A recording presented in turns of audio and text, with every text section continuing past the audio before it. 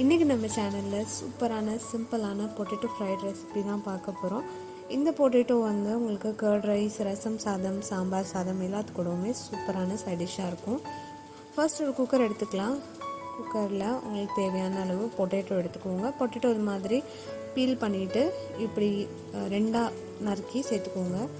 ரெண்டாக இல்லைன்னா 4 கூட நீங்கள் கட் பண்ணி சேர்த்துக்கலாம்.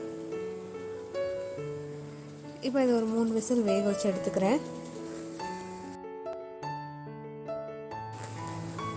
3 விசில் வந்ததுக்கப்புறமா அதை எடுத்து உங்களுக்கு தேவையான சைஸில் சாப் பண்ணி எடுத்துக்கோங்க.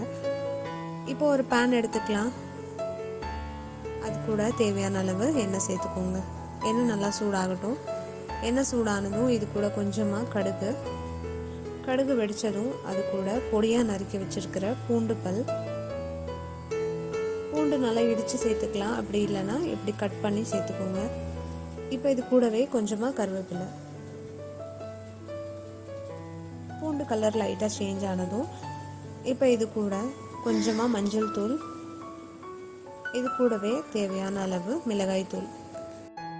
நான் இன்றைக்கி காஷ்மீரி மிளகாய் தூள் எடுத்திருக்கேன்.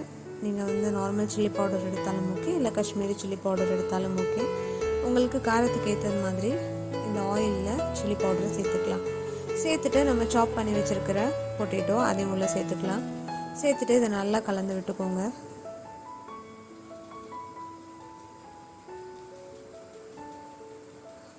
உருளைக்கிழங்கு வேக வைக்கும் போது இது கூட கொஞ்சம் உப்பு சேர்த்துருந்தோம்.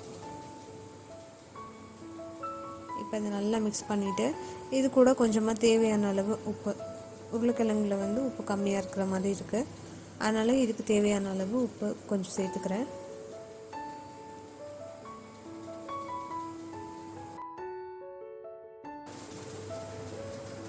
இப்போ இது கூட கொஞ்சம் உப்பு சேர்த்துட்டு இப்போ இதை நல்லா மிக்ஸ் பண்ணிக்கலாம். இந்த மிளகாய்த்தூள் ப்ளஸ் இந்த உப்பு இது மேலே நல்லா கோட் ஆகணும். இந்த உருளைக்கிழங்குல இருக்கிற எல்லா சைட்ஸ்லேயுமே நல்லா இந்த மசாலா கோட் ஆகணும்.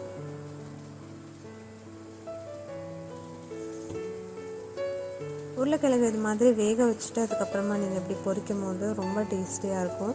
கண்டிப்பாக அந்த மாதிரி ட்ரை பண்ணி பாருங்கள். அடுப்பை சிம்லேயே வச்சுட்டு இதை நல்லா மிக்ஸ் பண்ணிக்கோங்க.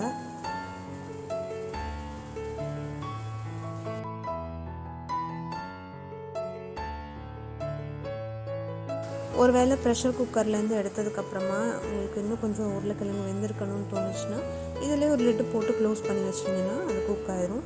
அடுப்பை சிம்மில் வச்சுட்டு ஒரு லிட்டு போட்டு க்ளோஸ் பண்ணி வச்சுக்கலாம். இதில் தண்ணியெல்லாம் எதுவுமே தெளிக்க வேண்டாம். இது இப்படி இருந்தால் தான் நல்லாயிருக்கும்.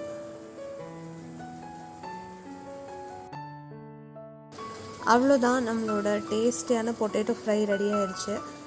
ஃபஸ்ட்டே சொன்னது மாதிரி இது கூட கர்ட் ரைஸ், சாம்பார் சாதம், வேறு வெரைட்டி ரைஸ் என்ன இருந்தாலும் இது கூட நீங்கள் வச்சு சாப்பிட்லாம். சூப்பராக இருக்கும். அண்ட் இதில் பெரி பெரி சீசனிங் தூவி விட்டு சாப்பிட்டிங்கன்னா அல்டிமேட்டாக இருக்கும். கண்டிப்பாக அது மாதிரி ட்ரை பண்ணி பாருங்கள். ட்ரை பண்ணிவிட்டு டேஸ்ட் எப்படி இருந்ததுன்னு சொல்லிவிட்டு கமெண்ட்டில் சொல்லுங்கள். நெக்ஸ்ட் வீடியோவில் பார்க்கலாம். அது வரைக்கும் பாய்.